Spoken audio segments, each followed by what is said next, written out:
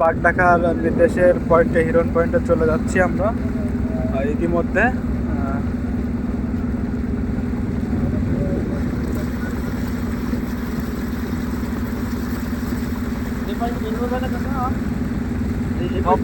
যাচ্ছি না, বেরোনো যাবে।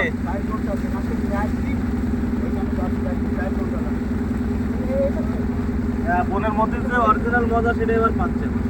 চুপ করে আমরা চাইছিলাম এরকম নদীতে যাবো, যায় না ভাই। মানে মূলত আমার উদ্দেশ্য ছিল এরকম ঢোকা, যেটা হয়ে গেছে।